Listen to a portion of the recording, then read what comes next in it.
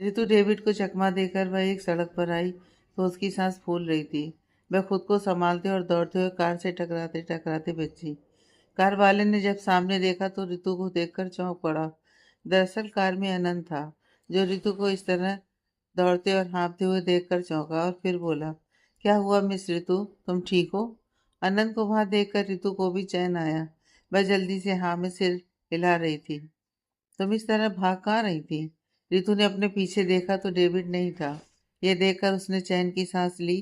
फिर बोली, दरअसल आज मुझे रिक्शा नहीं मिल रही थी और उस पर भी पीछे एक कुत्ता पड़ा हुआ था, तो इसलिए मैं भाग रही थी। रितु हाँफ रही थी और उसकी आवाज भी कांप रही थी। उसकी ऐसी बातें सुनकर अनंत हंस पड़ा। तो तुम कुत्ते से डरकर इस तरह से भाग रही थी? रितु कुछ नहीं बोली। फिर अचानक से वह अनंत से बोली, सर प्लीज, प्लीज क्या आप मुझे घर छोड़ देंगे? कहीं वो कुत्ता फिर आ गया तो? आनंद ने हंसते हुए हाँ में सिर हिलाया और फिर उसने अपनी कार का गेट खोल दिया तो रितु उसकी बगल में बैठ गई।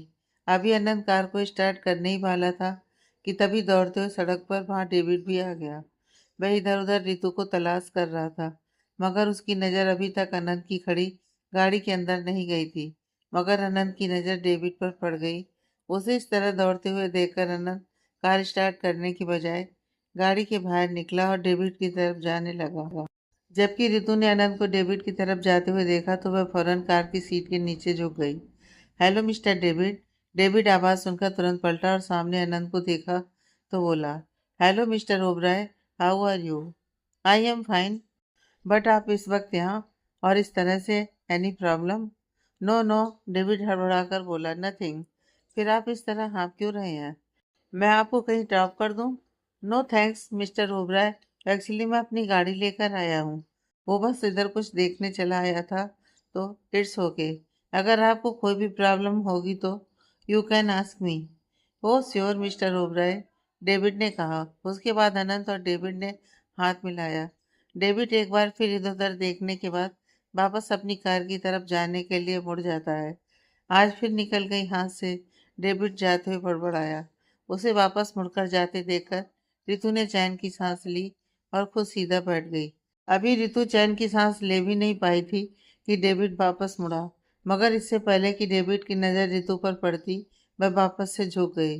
Good night mister Oberoi, David ने उसे मुस्कुराते हुए कहा। तो आनंद ने भी उसे गुड नाइट कहा और फिर आनंद ने आकर गाड़ी को स्टार्ट किया और वहां से चले गए। इधर आरब जैसे ही सिका को लेकर घर पहुंचा, सामने कांता देवी हाल में उन्हें टहलती हुई मिली। कांता देवी को देखने के बाद इशिका अपने आप को संभाल नहीं सकी और रोते हुए अपने कमरे में चली गई। आरब की मम्मी को यह बहुत अजीब लगा। वह आरब को घूरते हुए बोली, अब तूने ऐसा क्या कर दिया कि वह रो रही थी? मम्मी, मैंने कुछ भी नहीं किया है। आरब एक नज़र ऊपर जाती इशिका को देखा और फिर अपनी मम्मी से बोला, आप टेंशन मत लो मम्मी। आरब ने अपनी सफाई दी, हमारे बीच अब सब ठीक है। कैसे ना टेंशन लूं? एक तो इतनी रात को तुम दोनों न जाने कहाँ चले गए थे, वह भी बिना खाना खाए, और जब वापस आया तो मेरी बहू रो रही है। मम्मी, मैं उसे समझा दूंगा, अब तुम बिल्कुल भी चिंता मत करो और अब आप जाकर आराम करिए। इतनी रात तक जागना आपकी सेहत के लिए बिल्कुल भी ठीक नहीं है। देख आरव, मैं तुझे फिर से समझा रही हूँ, थोड़ी समझदारी ला अपने अंदर और उसके साथ अपने रिश्ते को सुधार। कहीं ऐसा ना हो कि उसकी उम्मीद के साथ साथ तेरा रिश्ता भी अपना दम तोड़ दे। मम्मी, अब मैं आप लोगों को कैसे समझाऊं कि हम दोनों के बीच में सब कुछ ठीक है? मैंने कहा ना, अब आप टेंशन मत लो। इसी का नाराज है मगर उसकी वजह मैं नहीं हूँ। प्लीज, आपकी बीबी बढ़ जाएगा। आप इस वक्त आराम करिए और मैं आपकी बहू के पास ही जा रहा हूँ, आरब ने मुस्कुराते हुए कहा। आरब की बात सुनकर कांता देवी अपने आप को समझाते हुए अपने कमरे की तरफ बढ़ गई। इधर ऋषिका जब कमरे में आई और अपने ही द्वारा सजाए गए कमरे को देखा तो उसे रोनित का कमरा याद आ गया। उसकी अश्लीलता से भरी हुई बातें याद आ गईं और यह सब याद आते ही ऋषिका खुद से सब कुछ तोड़ फोड़ दी। सारी मोमबत्तियों को भी बुझा दिया, पानी के बर्तन को उलट कर रख दिया, बेड पर बिछे सारे गुलाब की पंखुड़ियों को चादर समेत नीचे बिखेर दिया और एक चीख के साथ वहीं जमीन पर बैठकर रोने लगी। मगर उसने अपने मुंह पर भी हाथ रख रखा था कि रात का समय है तो किसी को कुछ पता न चले। मगर इससे भी जब उसे संतुष्टि नहीं मिली तो वह बाथरूम में घुस गई और नल को चालू कर दिया। आधी रात को ठंडा ठंडा पानी उसके शरीर पर गिरने लगा, मगर इशिका को इससे कोई फर्क नहीं पड़ रहा था। वह गिरते हुए पानी से अपने पूरे शरीर को धोने लगी। ऐसा लग रहा था कि मानो वह विक्षिप्त हो गई हो। उसे अपने आप से घिन आ रही थी जब रोनित ने उसे पकड़ा हुआ था। वह हर उस जगह को बुरी तरह से रगड़ रही थी जहां जहां रोनित के हाथ पड़े हुए थे, अपने दोनों बाजुओं को, गर्दन को, अपने पेट को। इधर आरब जब कमरे में पहुंचा और कमरे की हालत देखा तो उसने गहरी सांस लेकर खुद को शांत किया। वह समझ सकता था कि इस वक्त इशिका पर क्या गुजर रही है। बाथरूम से आती पानी की आवाज से उसे पता चल चुका था कि इशिका अंदर है। उसने भारी मन से कमरे को साफ किया, सारी मोमबत्तियों को उठाकर ड्रॉर में रखा और फिर बेड पर बिखरे सारे फूलों को समेटकर डस्टबिन में डालने के साथ बेडशीट को बेड पर बिछा दिया। आरब भी उन फूलों को बड़े अरमान से देख रहा था जो आज इशिका ने कितने मन से तैयार किया था। अगर आज यह हादसा नहीं होता तो इसके आगे अरब को सोच ही नहीं पाया और अपनी आंखें बंद कर ली। उसके मन में भी एक कसक उठी कि क्या कभी उसकी जिंदगी में सब कुछ सही हो पाएगा। जब भी वह अपनी खुशहाली के लिए एक कदम बढ़ाता है तो वक्त उसे 10 कदम पीछे खींच देता है। वह भी तो इशिका के साथ एक आम सी जिंदगी जीना चाहता है, मगर शायद उसकी किस्मत में भी सुकून नहीं लिखा है। आज उसके अरमानों की रात थी जिसे रोनित ने बुरी तरह से बर्बाद कर दिया। ये सोचकर ही उसके हाथों की नसें फूल और पिचक रही थी। वह खुद को किसी तरह शांत करते हुए एक गहरी सांस लेता है। अब उसे जाकर ध्यान आया किसी का काफी देर से बाथरूम में है, तो वह बाथरूम के पास जाकर हल्की आवाज में बोला, इसी का ज्यादा देर तक पानी में भीगना तुम्हें बीमार कर सकता है, प्लीज बाहर निकलो। मगर इशिका इस वक्त ऐसी स्थिति में नहीं थी कि वह अरब की बात को सुन भी पाती। अरब ने उसे फिर से आवाज दिया, इशिका बाहर निकलो, मगर इशिका ने कोई जवाब नहीं दिया। तो अरब दरवाजा खटखटाने के लिए जैसे ही अपने हाथों को बढ़ाया तो दरवाजा खुलता चला गया। इशिका शायद उसे बंद करना भूल गई थी, मगर अंदर का नजारा देखते ही अरब बिल्कुल शॉक्ड रह गया। इशिका अपने बदन पर से साड़ी हटा चुकी थी और इस वक्त वह सिर्फ ब्लाउज और पेटीकोट पर थी। उसके ऊपर नल का पानी लगातार गिरता जा रहा था और वह अपने सारे शरीर को रगड़ रगड़ कर मल रही थी। उसके चेहरे के भाव देखकर अरब को साफ पता चल रहा था कि इशिका रो रही है। उसे इस तरह से देखकर अरब जल्दी से इशिका के पास गया और उसके दोनों हाथों को अपने हाथों में पकड़कर वही इशिका से बोला, ये क्या पागलपंती है इशिका, कब से तुम पानी में भीग रही हो, चलो यहाँ से। अरब के यहाँ आने पर भी इशिका को होश नहीं था कि वह किस हाल में है, और ना ही वह अरब की तरफ देख रही थी। वह उसे बिना देखे अभी भी अरब से अपने दोनों हाथ छुड़ाने की कोशिश करते हुए बोली, छोड़ो मुझे, मुझे घिन आ रही है खुद से। उसने मुझे छुआ है, बहुत गंदी तरह से छुआ है। मैं उसका निशान तक मिटा दूंगी अपने शरीर से, छोड़ो मुझे। इशिका की हालत देखकर अरब का दिल भर आया। वह प्यार से उसके चेहरे को अपने हाथों में लेकर बोला, यीशु मेरी तरफ देखो, तुम्हें कुछ नहीं हुआ है। मैं पहुंच तो गया था वक्त पर, फिर ऐसे रिएक्ट क्यों कर रही हो। इशिका बिना किसी भाव के एकटक आरब की आंखों में देखती रही। आरब भी उसे देखता रहा। वह मुझे गंदा कर देगा। इशिका जैसे इस वक्त अपने सेंस में ही नहीं थी। वह कुछ नहीं कर पाएगा। उसे पुलिस पकड़ कर ले गई है। हम लोग अब अपने घर में हैं। आरब अभी भी इशिका की आंखों में एकटक देखते हुए बोल रहा था, पर इशिका अभी भी चुपचाप खड़ी थी, जैसे उसे कुछ समझ में ही नहीं आ रहा हो। इशिका के ऊपर गिरता हुआ पानी उसके चेहरे से फिसलकर उसे एक अलग ही कशिश दे रहा था। आरब की धड़कनें अचानक ही बढ़ने लगी थी। वह उसे देखते हुए अपना चेहरा उसकी तरफ बढ़ाया और फिर उसने उसके होठों को अपने होठों में भर लिया। इशिका की आंखें बंद हो गईं। आरब उससे अलग हुआ और एक नज़र इशिका को देखकर फिर से उसके होठों पर झुक गया। इस बार वह काफी देर तक इशिका के होठों को चूमता रहा और इस बार इशिका भी उसका साथ दे रही थी। आरब बेहद इंटेंसिटी से इशिका को किस कर रहा था। उसके किस में जहाँ इस वक्त एक तड़प थी, एक गिल्ट था कि वह इशिका की हिफाजत नहीं कर पाया, वही इशिका वह अपनी बेचैनी को इस तरह से कम कर रही थी। काफी देर बाद जब इशिका की सांसें उखड़ने लगी तो अरब उससे अलग हुआ। इशिका अब अपने सेंस में वापस आ चुकी थी। उसने अरब की तरफ देखा और फिर वह उसके गले से लगकर फूट फूट कर रो पड़ी। अरब ने उसे अपने गले से लगा लिया था उसे अपनी मजबूत बाहों में मानो छुपा लिया था। इशिका काफी देर तक रोती रही। आरब ने भी उसे दिल खोलकर रोने दिया ताकि वह अपने मन का गुबार निकाल सके। और जब उसका मन हल्का हुआ और वह थोड़ी शांत हुई तो उस पर गिरते पानी ने उसे होश दिलाया कि इस वक्त वह आधे अधूरे कपड़ों में है। और यह समझ आते ही वह अरब से अपनी नजर चुराने लगी।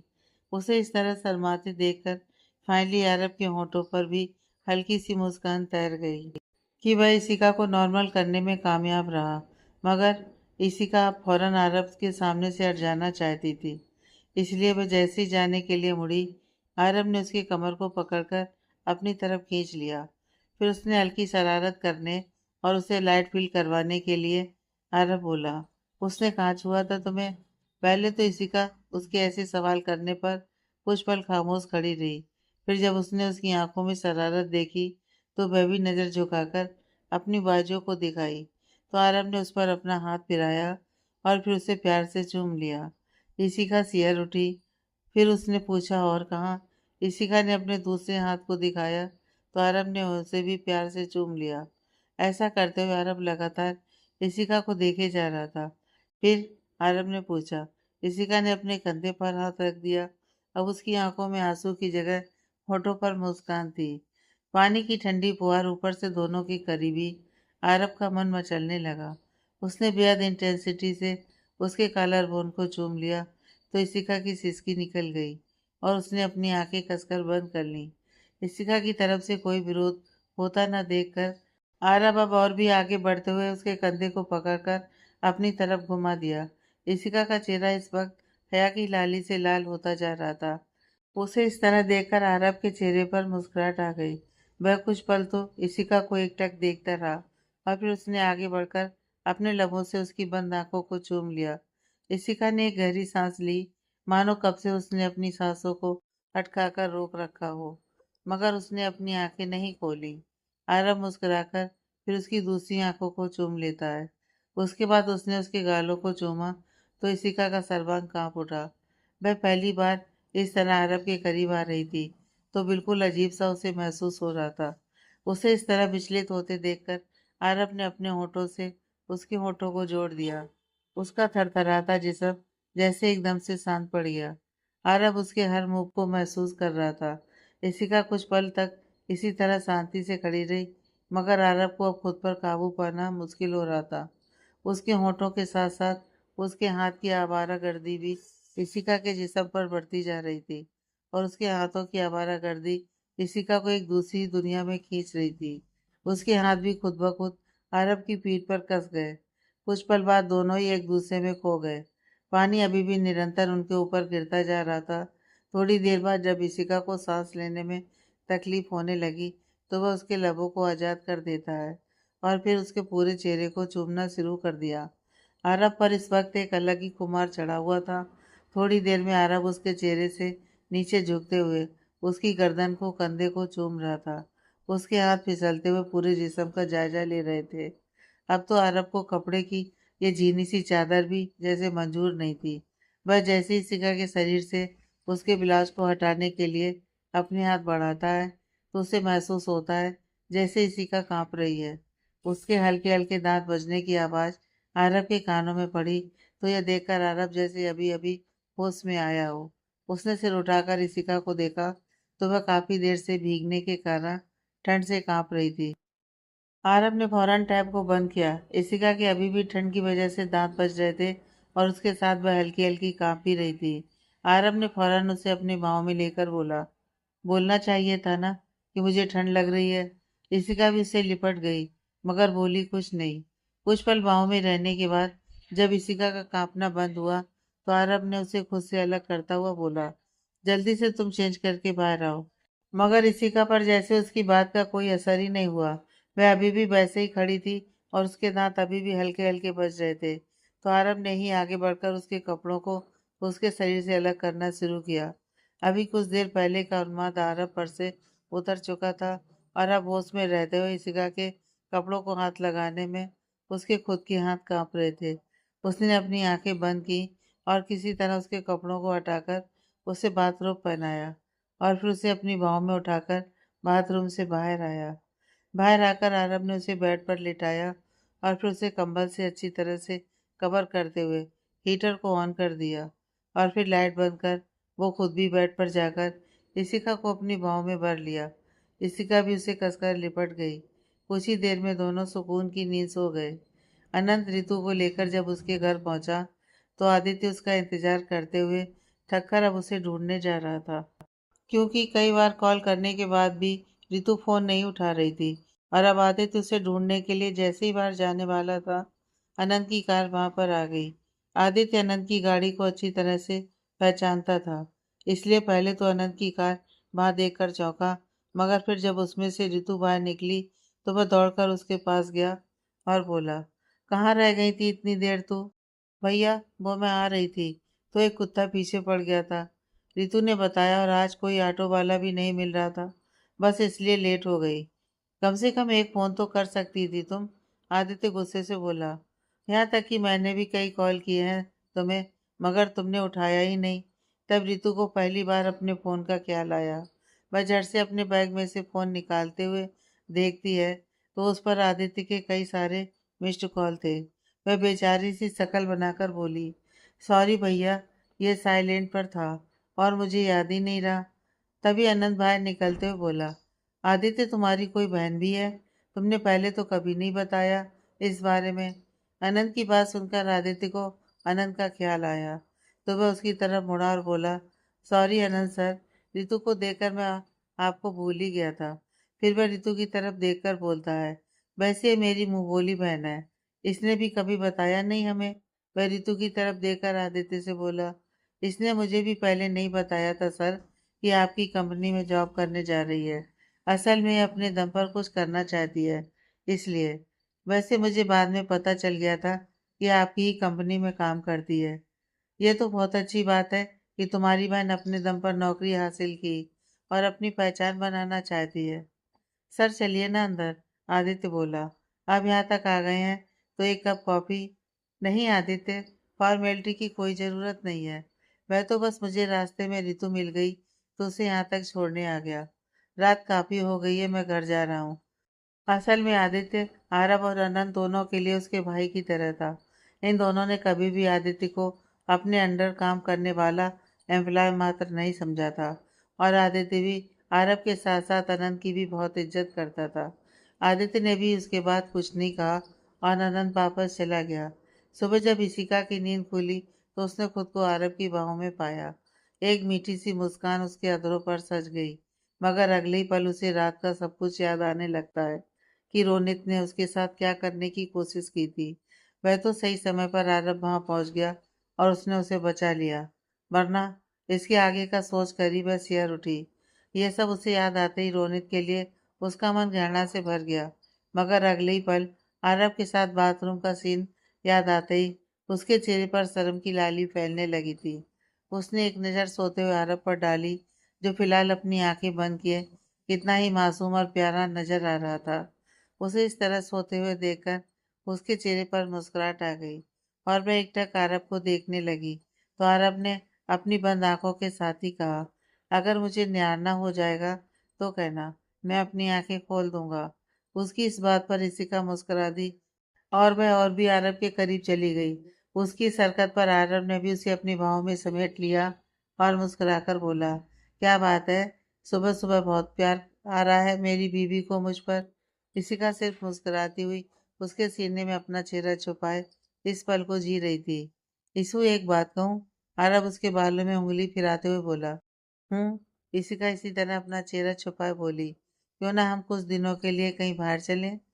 उसके इस बात पर इशिका ने अपना चेहरा सामने किया और उसे देखने लगी। मैं तुम्हारे साथ कुछ वक्त गुजारना चाहता हूँ, अकेले, जहाँ ना काम का टेंशन हो और ना किसी की दखलंदाजी। बस मैं और तुम। मैं भी तुम्हारे साथ अकेले में वक्त गुजारना चाहती हूँ, आरब। इशिका भी भावुक होते हुए बोली, तंग आ चुकी हूँ मैं इन सब चीज़ों से। कुछ वक्त चाहती हूँ अपने लिए, तुम्हारे साथ, जिसमें मैं खुलकर जी सकूँ। तो बोलो, कहाँ चलना चाहोगी? कहीं भी। जगह तुम डिसाइड कर लो, मगर जगह ऐसी होनी चाहिए जहाँ सिर्फ हम दोनों हों और हमारा प्यार, जहाँ पर सिर्फ हमारी खुशी हो। मैं नहीं चाहती कि मेरी खुशियों को नज़र लगे, इसलिए किसी ऐसी जगह पर चलना जहाँ पर हमारे बीच सिर्फ हमारे प्यार के और कोई ना आ सके। इशिका के शब्दों में उसका दर्द छुपा हुआ था। आरव ने कसकर उसे अपनी बाहों में भींच लिया तो इशिका भी उससे ऐसे लिपट गई जैसे कोई बेल किसी सहारे से। आज जो कुछ भी हुआ था उसके बाद ऋतु घबरा सी गई थी। आज तो वक्त पर अनंत सर आ गए थे और वह बच गई, मगर आगे भी ऐसा होगा इसकी क्या गारंटी है। और अब तो डेविड को पक्का यकीन हो गया है कि मैं इस शहर में हूँ, तो वह अपनी तलाश और भी जोरों से चालू रखेगा। ऋतु रात को बिस्तर पर करवटें बदल रही थी। उसकी भी बढ़िया किस्मत थी जब तक उसके माँ बाप जिंदा थे। वह न सिर्फ अपने माँ बाप की बल्कि अपने भाई भाभी की भी लाडली थी। मगर एक एक्सीडेंट ने सब कुछ बदल दिया। उस एक्सीडेंट में उसके माँ बाप ही नहीं हमेशा के लिए चले गए, बल्कि उसका भाई भी उसकी तरफ से मुंह मोड़ लिया। घर में जवान बहन अब भाई भाभी को बोझ लगने लगी थी। तभी तो शादी के नाम पर उसकी भाभी ने उसे लंदन के एक अमीर बिजनेसमैन समीर बत्रा के हाथों बेच दिया था। आज से लगभग 1.5 साल पहले उसके माँ पापा एक शादी अटेंड करने जा रहे थे कि रास्ते में ही उनका एक्सीडेंट हो गया था। एक्सीडेंट इतना भयानक था कि दोनों के दोनों ने वहीं उसी जगह पर अपना दम तोड़ दिया। रितु के लिए उनकी मौत किसी सदमे से कम नहीं थी। अभी महीना भी नहीं बीता था कि भाभी के लिए वह एक बोझ लगने लगी थी। पहले जहाँ रितु का हर नखरा उसके मुंह खोलने से पहले ही पूरा हो जाता था, अब कई बार मांगने के बाद भी वह चीज उसे नहीं मिलती थी। नखरे तो दूर, अब तो जरूरत भी उसकी पूरी नहीं हो रही थी। अब रितु कभी घर में कुछ मांगती, उससे पहले भाभी का रोना शुरू हो जाता था कि हमारे हाथ आजकल कितने तंग हैं। धीरे धीरे कर रितु ने अपनी सारी ज़रूरतों के लिए अपनी भाभी से कहना बंद कर दिया। अभी फाइनल एग्जाम बाकी थे, इसलिए कहीं नौकरी भी नहीं कर सकती थी। फिर भी अपनी ज़रूरत को पूरा करने के लिए उसने आसपास के बच्चों को ट्यूशन पढ़ाना शुरू कर दिया, जिससे वह अपनी अन्य ज़रूरतों को पूरा करने लगी। माँ पापा की मौत के बाद उसकी भाभी का ही नहीं बल्कि उसके भाई जिग्नेश का भी उसके प्रति व्यवहार पूरी तरह बदल चुका था। रितु अब खामोश सी अपने में ही सिमटी रहती। इसी दौरान एक बार उसकी भाभी अपने एक मौसेरे भाई अद्युत के शादी की पार्टी में गई, जो लंदन में रहता था। इत्तेफाक से उस समय उसका दोस्त समीर बत्रा भी वहां आया हुआ था। समीर बत्रा ने जब वहां रितु को देखा तो वह उसकी खूबसूरती पर फिदा हो गया। असल में समीर बत्रा इंडिया का ही था, मगर अद्युत के साथ लंदन में अपना बिजनेस करता था। जब उसे रितु को देखा तो बिल्कुल बावला हो गया। वह उससे शादी करना चाहता था, मगर रितु उसमें बिल्कुल इंटरेस्टेड नहीं थी।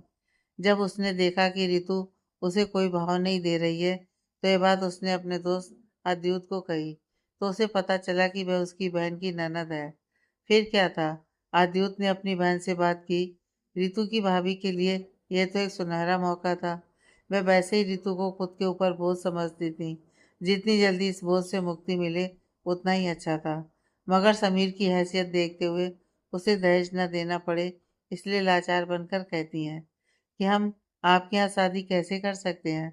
आपको तो बहुत सारा दहेज मिलेगा और उतनी हमारी औकात नहीं है। इस पर समीर बत्रा कहता है कि उसे कोई दहेज नहीं चाहिए, बल्कि अगर वह रितु की शादी मुझसे करवा देती हैं तो मैं खुद उन्हें 10 लाख रुपया दूंगा। यह सुनकर उसने तुरंत हामी भर दी और फिर जिग्नेश को भी इस बात के लिए राजी कर लिया कि रितु की शादी जल्द से जल्द समीर बत्रा से कर दी जाए। लोगों की नज़र में वह एक बहुत ही अच्छी भाभी बन गई, जिसने अपनी ननद के लिए इतना बड़ा रिश्ता ढूंढा। आसपास के सभी लोग और रिश्तेदार भी रितु के भाग्य की सराहना करने लगे कि इतना खूबसूरत और अमीर लड़के से उसकी शादी हो रही है। वहां से लौटकर आते ही अगले 2 दिनों में समीर बत्रा की सगाई रितु से कर दी गई। अभी रितु कुछ समझ भी नहीं पाई थी कि समीर बत्रा ने फरमान सुना दिया कि वह वापस लंदन जा रहा है और उसके साथ रितु भी जाएगी। बिना शादी के ही उसके साथ जाना रितु को बड़ा अजीब लग रहा था, मगर पैसों के लालच में उसके भाई भाभी की आंखों पर पट्टी बंधी थी। वह उसे लंदन भेजने के लिए राजी हो गए। रितु को कुछ समझ में नहीं आया। समीर अमीर तो था ही, मगर दिखने में भी अच्छी खासी पर्सनालिटी का युवक था। सभी की तरह रितु को भी उसमें कुछ बुरा नहीं लगा। उसे परेशानी थी तो बस इस बात की कि वह बिना शादी के समीर के साथ इतनी दूर जा रही है। मगर अपने भाई भाभी के आगे उसने अपना सिर झुका दिया और समीर के साथ लंदन के लिए उड़ गई। वहां कुछ दिन तक तो समीर शराफत से पेश आता रहा, मगर फिर जल्दी समीर रितु पर दबाव देने लगा कि वह उसके साथ रिश्ता बनाए। मगर रितु को यह मंजूर नहीं था। वह हर बार उसे टालती रही कि यह सब शादी के बाद ही अच्छा लगता है। अगर समीर ज़्यादा जिद करता तो रितु उससे कहती कि जल्दी से पहले शादी कर ले। मगर जाने क्या बात थी कि समीर शादी के लिए तैयार ही नहीं होता था। यह बात रितु को अजीब लगती थी, मगर वह इससे ज़्यादा कुछ सोच भी नहीं पाई। धीरे धीरे कर 1 महीना हो गया रितु को लंदन में आए हुए। इस दौरान रितु को पता चला कि समीर एक नंबर का अय्याश है। जब रितु से उसकी ज़रूरतें पूरी नहीं हुई तो वह बाहर की लड़कियों के साथ अपनी ज़रूरतें पूरी करने लगा था। यह जानकर रितु के पैरों तले ज़मीन खिसक गई। उसने एक बार समीर से इस पर ऐतराज़ भी जताया था, तो समीर बेशर्मों की तरह बोला कि अब तुम मेरी ख्वाहिश पूरा नहीं करोगी तो मुझे कहीं से तो अपनी ज़रूरतें पूरी करनी ही पड़ेंगी। यह सुनकर रितु हक्की बक्की रह गई और अपनी किस्मत पर रोने लगी। परदेश में वह इतनी दूर किसी से कुछ कह भी नहीं सकती थी और ना ही यहाँ पर उसे किसी की मदद या कोई सहारा ही मिल पाता। भाई भाभी से बात करने की भी कोशिश की थी, मगर उसकी भाभी ने उसे बुरी तरह से झिड़क दिया कि अब क्या वापस आकर फिर से हमारी छाती पर मूंग दलोगी। भाभी की कड़वी बातें सुनकर रितु इसे भी किस्मत मानकर चुप लगा दी। बात अगर इतनी भी होती तो शायद रितु बर्दाश्त कर लेती। मगर एक दिन मैं रितु को अपने दोस्त की पार्टी में लेकर गया, जहाँ पर ज्यादा लोग नहीं आए थे, बस कुछ ही लोग थे। वह शायद कोई बिजनेस पार्टी थी। रितु को यह सब बड़ा अजीब लग रहा था कि समीर उसे बिजनेस पार्टी में क्यों लेकर आया है। वही पार्टी के दौरान होटल के एक कमरे में समीर उस दिन भी रितु के साथ जबरदस्ती करने की कोशिश करता है, तो रितु उसे एक थप्पड़ खींचकर मार देती है। उसके इस तरह से थप्पड़ मारने पर समीर बतरा तिलमिला जाता है और फिर रितु को बाल पकड़कर कई थप्पड़ मारने के बाद बोलता है, हरामजादी, मैंने सोचा था कि तू प्यार से मान जाएगी। तेरे साथ कुछ दिन गुजार कर फिर तुझसे अपना बिजनेस करवाऊंगा। यह सुनकर तो रितु के पैरों तले जैसे जमीन खिसक गई। ये क्या बक रहे हो तुम? रितु गुस्से से बोली तो समीर हंसते हुए बोला, तुझे क्या लगा था कि मैं तेरी खूबसूरती पर मरकर तुझसे शादी करने वाला हूँ? बिल्कुल नहीं। मैं तो शादी लंदन की किसी अमीर लड़की से करूँगा। तुझे तो बस यहाँ इसलिए लाया था कि तुझे इस्तेमाल करने के बाद तुझे अपने क्लाइंट के सामने पेश कर खूब तरक्की करूँगा। समीर की ये बातें सुनकर रितु एकदम शॉक्ड हो गई। उसकी आंखों से खुद ब खुद आंसू बहने लगे और वह रोने लगी। तभी समीर उसके चेहरे को अपने हाथों से पकड़कर गुस्से से बोलता है, तूने मुझे थप्पड़ मारा है ना? अब देख मुझ पर हाथ उठाने का अंजाम। सगाई हो चुकी है मेरी तेरे साथ, फिर भी तू मुझे हाथ नहीं लगाने देती है। मगर आज की रात जो बाहर बैठे हैं ना, सब बारी बारी तुझे नोचेंगे। तब तुझे पता चलेगा कि समीर बत्रा पर हाथ उठाने का अंजाम क्या होता है। उसकी बातें सुनकर रितु रोने लगी। नहीं समीर, तुम ऐसा नहीं कर सकते हो मेरे साथ। मुझे इस तरह से बर्बाद मत करो। मुझे वापस इंडिया भेज दो। तुम्हें नहीं करनी है मुझसे शादी, मत करो। मैं वहीं चली जाऊंगी। मुझे वापस भेजने के लिए तो यहाँ इतने पैसे खर्च करके नहीं ले आया। जितना तुझ पर खर्च किया है उससे 100 गुना ज्यादा वसूलूंगा। अब चुपचाप इस कमरे में पड़ी रह और देख आज रात तेरी क्या दुर्गति होती है।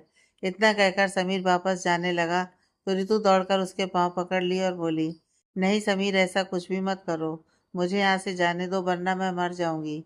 मैंने तुम्हें थप्पड़ मारा है ना, चाहो तो तुम मुझे अपने हाथों से मार डालो, मगर मुझे किसी और के हवाले मत करो। मगर समीर ने उसकी बातों पर ध्यान नहीं दिया और एक झटके से अपने पैर को छुड़ाकर उसे धकेलते हुए कमरे से बाहर निकल गया। उसके जाने के बाद रितु रोने लगी। उसे समझ में नहीं आ रहा था कि वह क्या करे या वह क्या ना करे, मगर इतना तो वह समझ रही थी कि फिलहाल अगर वह यहाँ से नहीं निकली तो बाहर जितने भी इंसान के रूप में भेड़िए हैं वह तो उसकी इलाज को भी नहीं छोड़ेंगे। वह तुरंत वहां से निकलने का रास्ता देखने लगी, मगर इस वक्त वह एक तीसरी मंजिल के फ्लैट पर थी। खिड़की से कूदकर वहां से निकलना मुमकिन नहीं था। वह कुछ भी समझ नहीं पा रही थी कि क्या करे। उसके जहन में अभी भी समीर की कई बातें गूंज रही थी कि बाहर बैठे सभी लोग बारी बारी से उसके शरीर को नोचेंगे। नहीं, मैं अपने जीते जी ऐसा कभी नहीं होने देगी। अपने आप को बचाने की उसे एक कोशिश तो करनी पड़ेगी। इसलिए उसने दरवाजा खोलना चाहा, मगर वह बाहर से बंद था। रितु घबरा गई, मगर उसने हिम्मत नहीं हारी। वह वापस खिड़की की तरफ गई।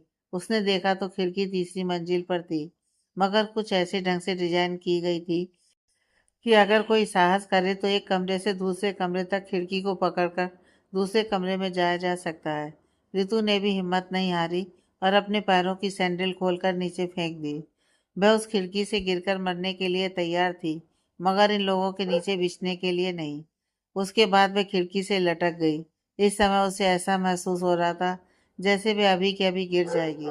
मगर बात जब जिंदगी और मौत की हो तो हिम्मत खुद ब खुद आ जाती है। रितु भी हिम्मत करके दीवार पर की गई नक्काशी पर उसने अपना पैर टिकाया और फिर हाथ बढ़ाकर दूसरे कमरे की खिड़की को पकड़ लिया। इसी तरह करके वह कई कमरे आगे तक चली गई और फिर जब उसने देखा कि एक कमरे की लाइट जल रही है तो वह उस कमरे के अंदर चली गई। वहाँ एक लड़की थी जो शायद इंडियन थी। वह रितु को इस तरह कमरे में अचानक खिड़की के रास्ते आते देखकर घबरा गई और जैसे ही शोर मचाने को हुई, रितु उसके सामने हाथ जोड़ लेती है। वह लड़की अभी असमंजस से खड़ी विचार कर ही रही थी कि तभी रितु से अपनी स्थिति बताकर मदद मांगती है। सब कुछ सुनने के बाद वह उसकी मदद करने के लिए तैयार हो गई। इधर कुछ ही देर में जब उन लोगों को पता चला कि रितु भाग गई है तो वह अपनी पूरी बिल्डिंग में उसे खोजने लगे, मगर कहीं भी रितु से नजर नहीं आई। अब वहाँ लंदन में इंडिया की तरह आप हर एक कमरे को खुलवाकर उससे कुछ पूछ भी नहीं सकते थे। और समीर ने जब खिड़की के नीचे झांक कर देखा तो उसे ऋतु का सैंडल दिखा। भागने का चांस तो नहीं था, फिर भी सैंडल को देखकर अनुमान लगाया गया कि शायद वह भागने में सफल हो गई। उसके क्लाइंट उस पर चीखने लगे और अभी वह जिस फायदे के बारे में सोचकर खुश हो रहा था, उसके क्लाइंट ने उससे गुस्सा होकर उसके पहले के भी प्रोजेक्ट उससे छीन लिए कि अगर तुम एक लड़की को नहीं संभाल सकते हो तो प्रोजेक्ट क्या खास संभालोगे। इन सब के चलते समीर रितु पर बेहद गुस्सा हो चुका था और उसे ढूंढकर खुद बुरी तरह से अपने हाथों से सजा देना चाहता था। समीर बत्रा जब उसे खुद नहीं ढूंढ पाया तो वहाँ की लोकल पुलिस को उसने रितु को ढूंढने के काम पर लगा दिया। मगर उस लड़की ने सच में रितु का साथ दिया और उसे अगले 15 दिनों तक अपने घर में छुपाए रही। उस लड़की का नाम एनम था और वह एक एंग्लो इंडियन लड़की थी। उसे जब रितु के बारे में पता चला तो उसने उसकी मदद करने का फैसला किया और पूरे 15 दिन तक उसे अपने घर में छुपा कर रखी रही। इस दौरान समीर बत्रा के साथ कई बार पुलिस वाले ने भी एनम से पूछताछ की, मगर वह साफ मुकर गई। रितु को उसने अपने घर से तब तक जाने नहीं दिया जब तक पुलिस की कार्रवाई कुछ ठंडी नहीं पड़ गई। अब तो रितु बस वह किसी तरह से वापस अपने देश आना चाहती थी। रितु ने देखा था कि भारत में रहते हुए लोग किस कदर लंदन अमेरिका जाने के लिए दीवाने रहते हैं। उन्हें लगता है कि विदेश में जाने से इंसान खुशकिस्मत हो जाता है, मगर सच यही है कि अपने देश से हटकर इंसान उस पत्ते की तरह हो जाता है जो अपने डाल से टूट चुका हो। उसका फिर कोई अस्तित्व ही नहीं रह जाता है, क्योंकि परदेसी उसे अपना समझते नहीं है और देश में कुछ छोड़ चुका होता है। परदेश में आने के बाद अपने देश की याद किस कदर आती है, ये वही समझ सकता है जो इस तरह की स्थिति में कभी अकेले पड़ा हो। तू भी अन्य और लड़कियों की तरह समीर बत्रा से सगाई होने के बाद सपने सजाने लगी थी। उसे लग रहा था कि समीर जैसा हैंडसम और अमीर इंसान जिसने उसे खुद पसंद किया है, उसके साथ वह उम्र भर खुश रहेगी। मगर वह सिर्फ उसके चेहरे की चमक को ही देख पाई थी, क्योंकि उसके दिल का कालापन तो उसे नजर ही नहीं आया। इस देश में आने के बाद वह जैसे जैसे समीर की सच्चाई जानती गई, वह अंदर से टूटती गई। उसका दिल कुढ़ता रहा, मगर कोई भी यहाँ ऐसा नहीं था जिसके साथ वह अपने दिल की बात भी कर सके। यह विकसित देश ऐसा होता है जहाँ किसी से किसी को कोई सहानुभूति नहीं होती है। ऐसे देश में रहकर इंसान तरक्की तो बहुत कर लेता है, मगर तरक्की की कीमत यहाँ पर बेदिल होकर चुकाना पड़ता है। समीर उसे यहाँ पर क्यों लाया है, ये जानने के बाद तो उसका दिल किया कि वह ही मर जाए। मगर जिंदगी इतनी सस्ती भी नहीं रहती कि जब चाहे उसे तब खत्म कर लिया जाए। हाँ, अगर उसके पास बचने का कोई और रास्ता नहीं होता तो शायद ऋतु भी खुद को अब तक खत्म कर चुकी होती, उसी खिड़की से कूद कर। मगर उसे बचने का उस समय रास्ता मिल गया और फिर एनम जैसी दोस्त भी। एनम के पास 15 दिन तक रहते हुए ऋतु को कभी एहसास नहीं हुआ कि वह उस घर की सदस्य नहीं है। एनम से उसे बहुत ही प्यार और अपनापन मिला था, जिसे इस देश में आने के बाद ऋतु बहुत ही मिस कर रही थी। मगर फिर भी वह जल्द से जल्द अपने देश, अपने घर लौट जाना चाहती थी। मगर मुसीबत यह थी कि उसके पास अपना पासपोर्ट नहीं था। उसके पूरे कागजात समीर बत्रा अपने पास ही रखता था। जब वह अपने घर से समीर के साथ लंदन आने के लिए निकली थी तो चेकिंग के बाद ही समीर बत्रा ने एयरपोर्ट पर ही उससे सारे कागजात ले लिए थे, यह कह करके कि कहीं उससे खो ना जाए। वो समय तो ऋतु समीर को इसका केयर ही समझ रही थी, मगर बाद में यहाँ आने पर भी उसने इस बात पर कोई ध्यान नहीं दिया। और जब धीरे धीरे समीर का बिहेवियर उसके सामने आता गया, तो एक दिन गुस्से में आकर उसने कहा भी था कि वह इंडिया वापस चली जाएगी, उसे उसका एक पासपोर्ट दे। पर उस समय समीर ने उससे माफ़ी मांग ली थी और कहा था कि वह आइंदा से उसका दिल नहीं दुखाएगा। रितु खुद भी अच्छी तरह से जानती थी कि अगर वह वापस इंडिया गई तो उसकी भाई भाभी किस तरह का बिहेव करेंगे उसके साथ। इसलिए भी वह समीर को एक और चांस देना चाहती थी। और फिर उसने अपने पासपोर्ट के बारे में कोई बात नहीं की। ये बात उसने जब एनम को बताई तो पहले तो वह परेशान हो गई, मगर फिर मुस्कुराते हुए बोली कि उसका काम हो जाएगा। असल में उसका एक बॉयफ्रेंड था माइकल, जो पहले एक मशहूर चोर था, मगर एनम की जिंदगी में आने के बाद उसने ये सब काम छोड़ दिया था। मगर आज फिर रितु के लिए एनम अपने बॉयफ्रेंड माइकल से कहती है कि वह किसी भी तरह से समीर बत्रा के घर से उसके पासपोर्ट और ज़रूरी कागजात लेकर आए। माइकल एनम से बहुत प्यार करता था और फिर उसे रितु की स्थिति पर भी दया आ गई थी। इसलिए वह एनम की बात मानते हुए बड़ी ही सफाई से समीर बत्रा के घर से सारे कागजात चुराकर लाने में कामयाब हो गया। मगर माइकल से एक गलती हो गई। जब वह कागजात चुराकर भाग रहा था तो उसे घर के एक सर्वेंट के द्वारा देख लिया गया था। हालांकि सर्वेंट ने सिर्फ उसकी परछाई देखी थी, मगर इतने में ही वह डर गया और फिर शोर मचा दिया। माइकल तो वहां से किसी तरह निकल गया, मगर समीर बत्रा सोच में पड़ गया कि आखिर घर में चोर घुसा था तो कुछ ले क्यों नहीं गया, क्योंकि सारा सामान अपनी जगह पर था। और तभी उसे अचानक ख्याल आया कि कई बार चोर रितु तो नहीं। मगर फिर उसने सोचा कि रितु भला इस घर में आने का रिस्क क्यों उठाएगी। और तभी उसे रितु के पासपोर्ट का ख्याल आया। ओह शिट, कहीं वह अपने कागजात चुराने तो नहीं आई। और ये ख्याल आते ही वह जल्दी से अपने कमरे में पहुंचा, जहां उसने सारे कागजात संभाल कर रखे थे। उसे गायब देखकर पहले तो उसे बहुत गुस्सा आया, मगर फिर सोचकर वह मुस्कुराने लगा और जल्दी फोन पर किसी से बात करने लगा। यहाँ रितु अपने कागजात देखकर बहुत खुश हुई कि अब फाइनली वह अपने देश वापस लौट सकती है। एनम भी उसकी खुशी में बहुत खुश थी। अब रह गया टिकट का, तो उसके लिए भी एनम ने अपनी दरिया दिली दिखाई और खुद उसका टिकट कंफर्म करवा दिया। आज से 2 दिन बाद वह इंडिया वापस जा सकेगी। यह देखकर उसे जहाँ एक तरफ खुशी हो रही थी, वहीं एनम से बिछड़ने का दुख भी था। उसने उसे गले से लगा लिया और कहा कि मैं तुम्हें कभी नहीं भूल सकती हूँ, तुम मेरी बहन हो एनम। एनम ने भी उसे गले से लगा लिया और कहा, इस जन्म में नहीं है तो क्या हुआ, शायद पिछले जन्म का कोई रिश्ता हो, पिछले जन्म में कोई कर्ज रह गया हो, इसलिए इस जन्म में चुका रही हूँ। उसकी बात पर रितु मुस्कुरा दी और फिर से उसे गले लगा लिया। इधर जैसी टिकट कंफर्म हुआ, समीर बत्रा को खबर लग गई।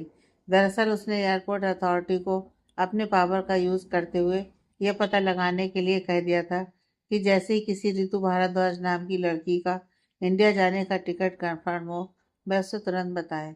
पैसा आजकल सब कुछ करवा देता है। समीर बत्रा भी अपने पैसे के बल पर यह जानने में कामयाब हुआ कि रितु की फ्लाइट कब की है। अब समीर बत्रा इतने दिनों से जो उसके लिए परेशान था, आराम से मुस्कुराकर पैक बनाने लगा। अब देखता हूँ तुम बचकर कहाँ जाओगी रितु भारद्वाज। फिर उसने फोन लगाया और अपने एक बहुत ही काम के आदमी डेविड को, जो उसके लिए हर तरह का काम करता था, लीगल भी और अनलीगल भी, जो उसके बिजनेस में भी मदद करता था और गुनाहों में भी। समीर बत्रा ने उसे फोन लगाया और रितु के बारे में बताते हुए बोला कि रितु, जिसे मैं इंडिया से लाया था, आज से 2 दिन बाद एयरपोर्ट पर पहुंचने वाली है। मगर उसे एयरपोर्ट नहीं पहुंचने देना है, बल्कि एयरपोर्ट जाने से पहले ही उसे तुम मेरे पास ले आओगे। तुम्हें जो भी करना पड़े करो, मगर फाइनल में वह लड़की वापस समीर बत्रा के पास होनी चाहिए। डेविड ने यस बॉस कहा और फोन काट दिया। इधर एनम और माइकल ने इन 15 दिनों में समीर बत्रा के बारे में जो कुछ भी पता लगाया, उसके बाद उन्हें नहीं लगता था कि वह इतनी आसानी से रितु को जाने देगा। इसलिए माइकल ने पूरी तरह से रितु का हुलिया बदल दिया ताकि एयरपोर्ट पर वह बिना किसी मुश्किल के पहुंचे। जबकि इधर डेविड ने भी रितु के केस पर नजर डाली, तो इतना तो वह अच्छी तरह से समझ चुका था कि कोई है जो उसकी मदद कर रहा है, क्योंकि इतनी तलाशी के बाद भी उसका ना मिलना हैरत में डाल रहा था।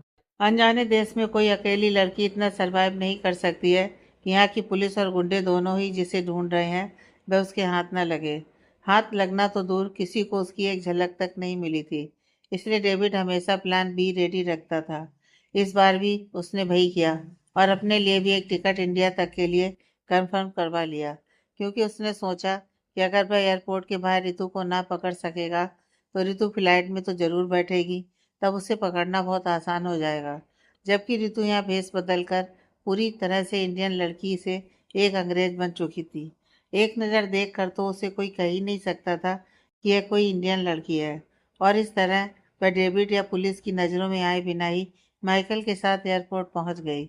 मगर एयरपोर्ट पर पहुंचने के बाद उसे अपने रियल चेहरा के साथ सामने आना पड़ा, क्योंकि चेकिंग में यह बहुत ज़रूरी था।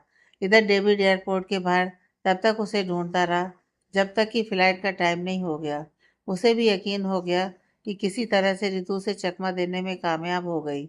डेविड ने यह बात समीर बत्रा को बताई तो वह गुस्से में चीख उठा और डेविड को आदेश दिया कि मैं कुछ नहीं जानता, मुझे वह लड़की अपने पास चाहिए और हर हाल में चाहिए।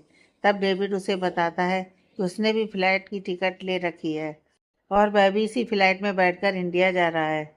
इंडिया में जाते ही वह उस लड़की को वापस अपने साथ ले आएगा। समीर यह बात सुनकर थोड़ा शांत होता है, मगर फिर भी सख्त आवाज में बोलता है कि बिना उस लड़की के तुम वापस मत आना। मुझे वह हर हाल में अपने पैरों में चाहिए। उसके कारण मैंने अपना बहुत नुकसान झेला है। अब इन सबकी भरपाई तो उस ऋतु भारद्वाज को करनी ही पड़ेगी। चेकिंग के बाद ऋतु एक दुपट्टे की मदद से अपने चेहरे को आधा ढक लेती है, जिससे उसका चेहरा किसी को नजर ना आए, और खुद भी सर झुकाकर बैठी रहती है। उसके बाद जब फ्लाइट का अनाउंस होता है तो वह सबकी नज़र बचाकर प्लेन में तो चढ़ गई, मगर प्लेन में चढ़ने के साथ ही उसकी नज़र डेविड पर पड़ी। डेविड भी उसे तब तक देख चुका था और उसे देखकर वह बहसी तरीके से मुस्कुरा दिया। ऋतु भी डेविड को पहचान चुकी थी, क्योंकि कई बार उसने समीर के साथ उसे देखा था। डेविड को यहाँ देखकर उसके दिल की धड़कन फुल स्पीड में दौड़ने लगी। जबकि उसे इस तरह घबराता हुआ देखकर डेविड एक बार फिर इस तरह मुस्कुराया, मानो वह अपनी मुस्कान के जरिए ही रितु को वार्न कर रहा हो कि अब बचकर कहाँ जाओगी। उसे कुछ भी समझ में नहीं आ रहा था। डेविड को यह देखकर रितु कांपने लगी थी। इस समय उसे कोई सहारा चाहिए था। तभी उसकी नज़र रोहित पर पड़ी, जो अकेले बैठा हुआ था। उसे देखकर ना जाने क्यों रितु को राहत महसूस हुई, क्योंकि रोहित की बगल में ही उसकी भी सीट थी। अगर वह अकेली होती तो डेविड जरूर उसके पास आ जाता, मगर अब डेविड को वहां बैठने के लिए जगह नहीं मिलेगी। यही सोचकर वह आगे बढ़ी और रोहित को अपनी बातों में फंसाने लगी, ताकि वह एयरपोर्ट से निकलने में उसकी मदद कर सके। और हुआ भी यही। रोहित ने उसकी मदद की और वह एयरपोर्ट से डेविड की नजरों से बच गई। रितु अपने बिस्तर पर करवटें बदलते हुए अभी भी अतीत में डूबी हुई थी। कई महीने गुजर चुके थे उसे इंडिया आए हुए, और अब जाकर रितु जरा सा निश्चिंत हो चुकी थी कि शायद अब तक डेविड यहाँ से वापस लौट चुका होगा। मगर कल रात हुई उससे अपनी मुलाकात उसके जहन को पूरी तरह झिझोड़ कर रख दिया था। क्या उसे सारी उम्र इसी तरह डर के साए से ही गुजरना होगा? क्या वह कभी भी अब निश्चिंत होकर जिंदगी नहीं जी सकती है? या फिर ये डेविड मुझे फिर से उस समीर बत्रा उर्फ सैमी के पास ले जाकर छोड़ देगा, और समीर बत्रा उसे एक सामान की तरह अपने क्लाइंट से उसकी कीमत वसूलता रहेगा? बहुत सारे सवाल इस समय उसे परेशान किए हुए थे। इन सबसे परेशान होकर उसे अपनी किस्मत पर रोना भी आ रहा था, और वह बिस्तर पर लेटकर रो पड़ी कि तभी वहां आदित्य आ गया। रात के सन्नाटे में उसे रितु की सिसकी सुनाई दे रही थी। आदित्य घबराया हुआ आया और रितु का डोर खटखटाने लगा। अपने दरवाजे पर दस्तक होते देखकर रितु को अब एहसास हो रहा था कि वह तेज आवाज में रो रही थी। उसने अपने आंसू पोंछे और जाकर दरवाजा खोला तो सामने आदित्य को खड़े देखा। आदित्य ने जब रितु को देखा तो उसकी लाल आंखें साफ चुगली कर रही थी कि वह रो रही थी। क्या हुआ? आदित्य घबराकर पूछा।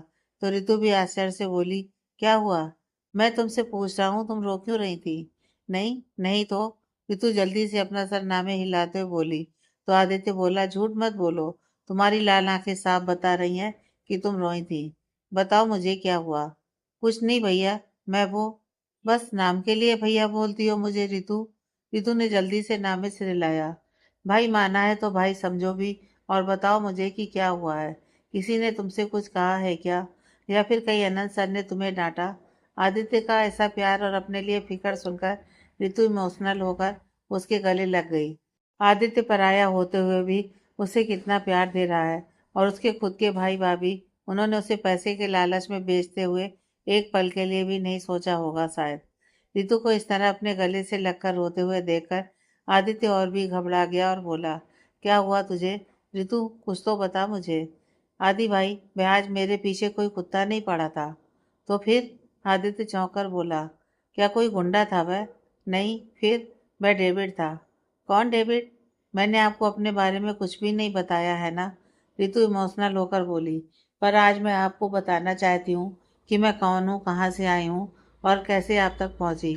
जो बात तुझे तकलीफ देती है वह जुबान पर लाना जरूरी नहीं है। आदित्य उसके चेहरे को अपने हाथों में पकड़कर बोला, तुम रहने दो, मुझे जानने की कोई ज़रूरत नहीं है। मेरे लिए इतना ही काफ़ी है कि तुम मेरी बहन बनकर मेरे साथ रह रही हो। मगर मैं आपको फिर भी सब कुछ बताना चाहती हूँ भैया। उसकी बात पर आदित्य ने उसे गौर से देखा और फिर बोला, ठीक है बताओ, मैं सुन रहा हूँ, मगर आराम से, पहले चलो उधर बैठो। इतना कहकर उसने उसे बिस्तर पर बिठा दिया और खुद एक चेयर लेकर वहीं बैठ गया। अब बोलो, क्या बात है? इस पर रितु ने उसे शुरू से लेकर अब तक की सारी घटना जो उसके साथ घटी थी वह बताने लगी। सब कुछ सुनकर आदित्य को समझ नहीं आया कि वह कैसे रिएक्ट करे, मगर जब रितु ये सब बताकर रोने लगी तो आदित्य ने उसे गले से लगा लिया और कहा, भूल जाओ सब कुछ, और बस इतना याद रखो कि तुम्हारा ये भाई अभी जिंदा है और किसी की भी इतनी मजाल नहीं कि वह तुम्हें कुछ भी कह सके। और तुम बिल्कुल भी चिंता मत करो, इस डेविड को तो मैं देख लूँगा।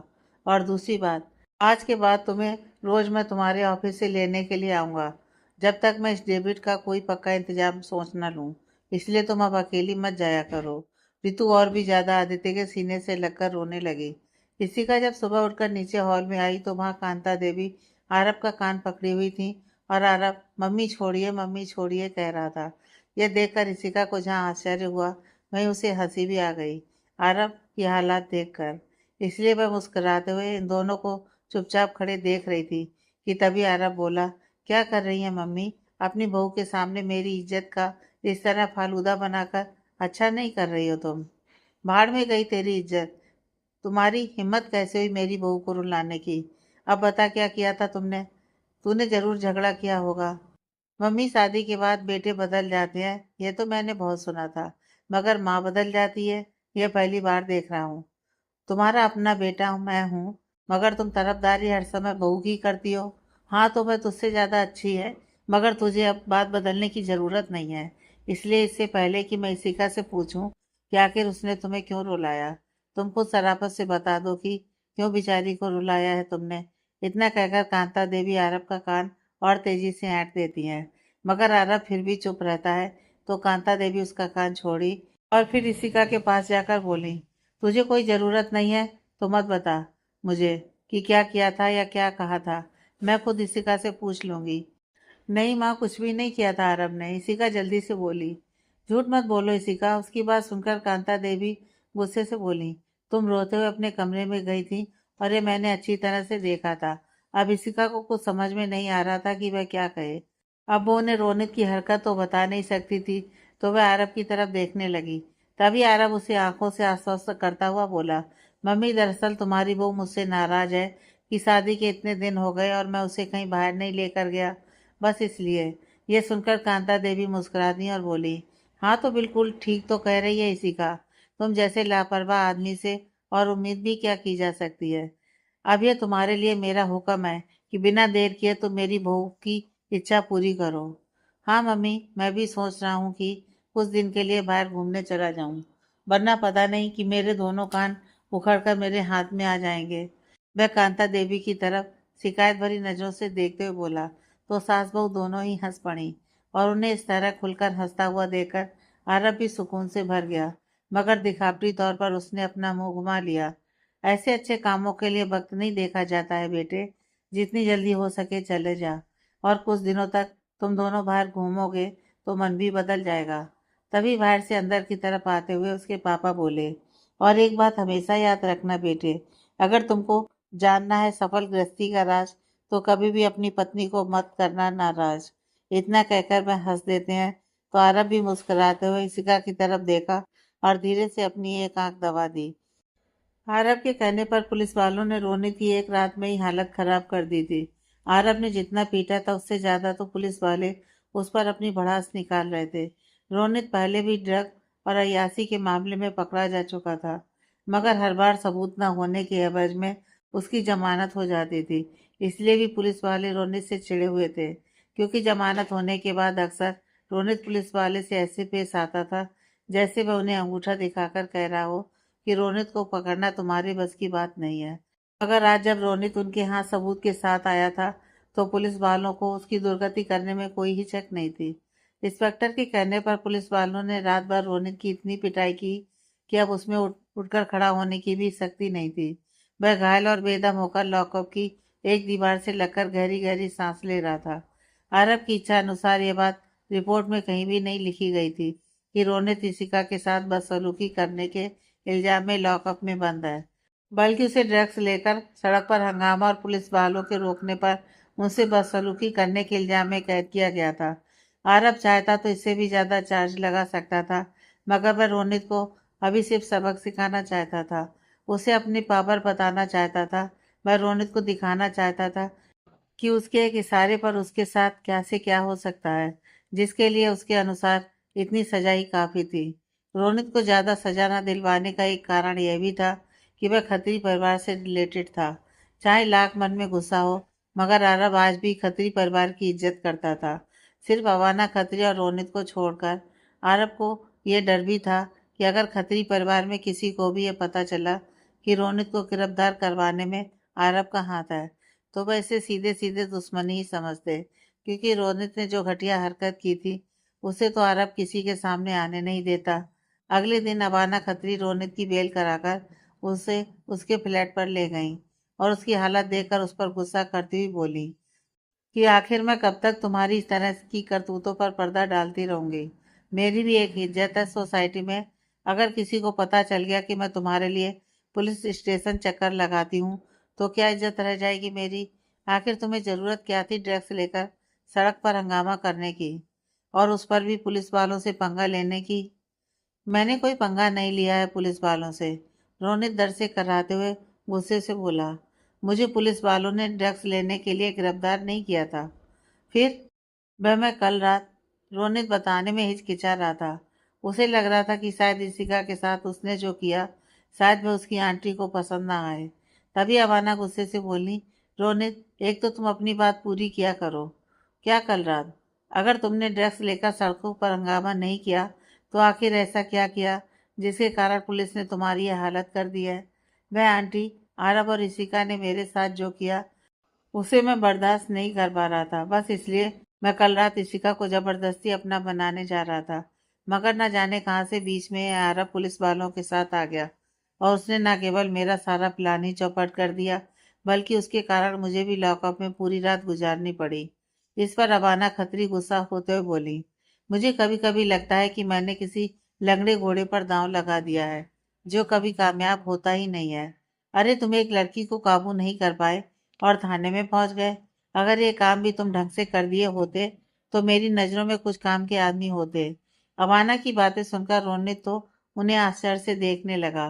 कहाँ वह झिझक रहा था यह बताने में भी, और कहाँ यह सब सुनकर अवाना गुस्से से बोल रही थी कि तुम कामयाब क्यों नहीं हुए।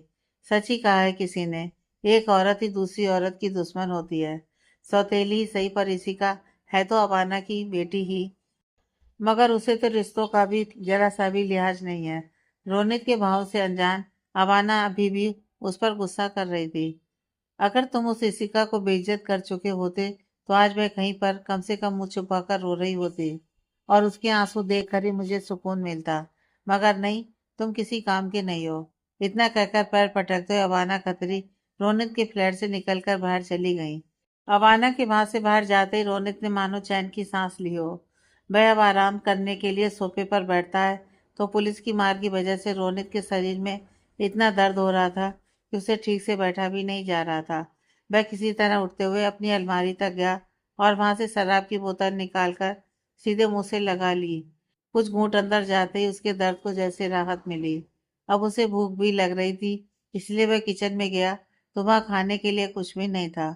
उसने स्नैक्स के कुछ पैकेट निकाले और वापस बेडरूम में आ गया, और उसने एक स्नैक्स के साथ ही शराब की बोतल को मुंह से लगा लिया। थोड़ी देर बाद जब उसे आराम हुआ तो नींद आने लगी। पुलिस वालों ने उसे कल से कुछ भी खाने को नहीं दिया था और ना ही वह एक पल के लिए भी आंख झपका पाया था। पुलिस वाले थक कर चले भी गए थे तो दर्द उसे सोने नहीं दे रहा था। यहाँ आरब इशिका के साथ फ्लैट में आकर बैठा तो इसका उसके कंधे पर अपना सर रख दी और अपनी आंखें बंद कर ली। आरब ने भी अपना हाथ उसकी कमर में फंसा दिया और उसके माथे को प्यार से चूम लिया। इशिका के होठों पर मुस्कान फैल गई। आरब, हाँ, तुमने शिमला ही क्यों चुना हमारे हनीमून के लिए, जबकि हम कहीं और भी जा सकते थे? शिमला से बहुत सारी यादें जुड़ी हैं हमारी। तुम्हें याद है ना, हमारे प्यार का इजहार वो शिमला की वादियों में ही हुआ था और हमारी पहली शादी भी शिमला में हुई थी। हमारी बहुत सारी अच्छी यादें हैं वहाँ, तो मैं अपनी नई जिंदगी की शुरुआत भी शिमला से ही करना चाहता हूँ। तुम्हें वह सब कुछ याद है?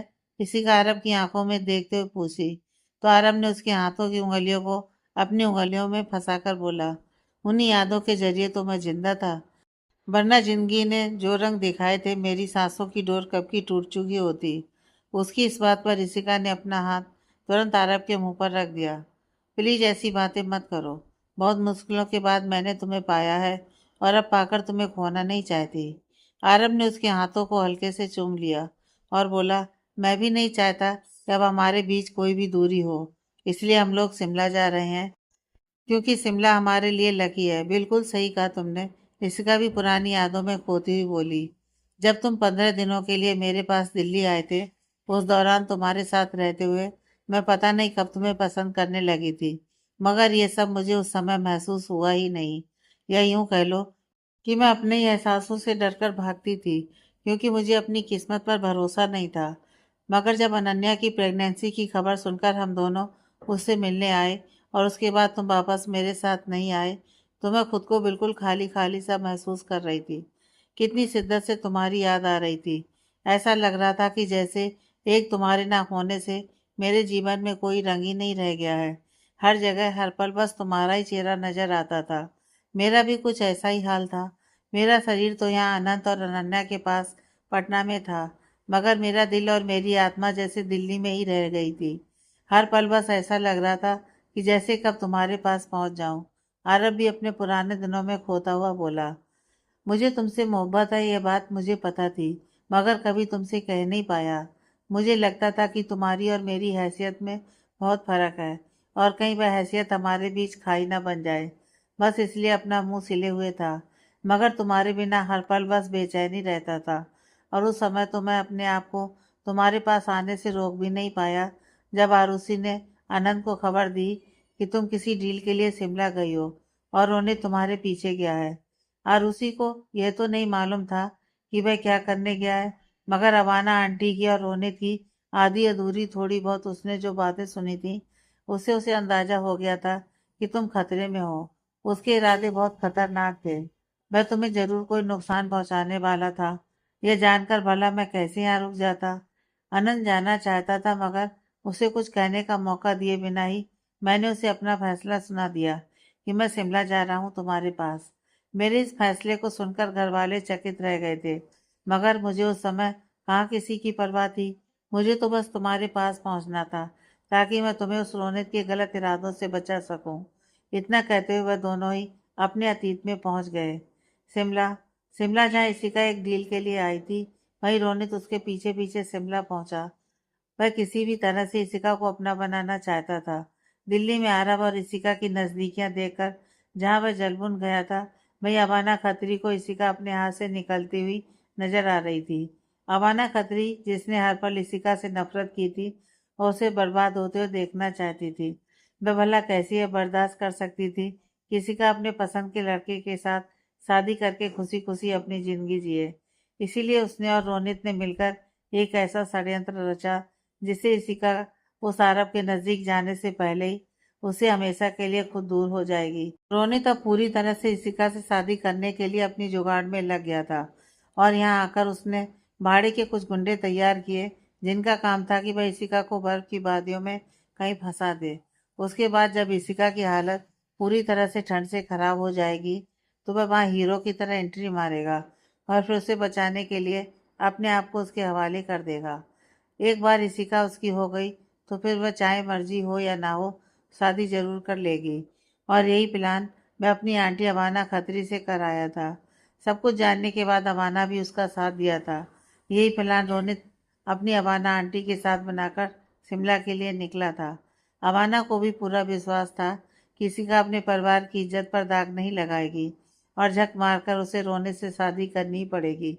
मगर उनका प्लान तो तब सक्सेस होता जब ईश्वर की भी इसमें मर्जी शामिल होती। मगर मुंगेरी लाल को हसीन सपने देखने से उन्हें कौन रोक सकता था। ये दोनों इस वक्त मुंगेरी लाल जैसे हसीन सपनों में खोए हुए थे। आगे की कहानी नेक्स्ट पार्ट में।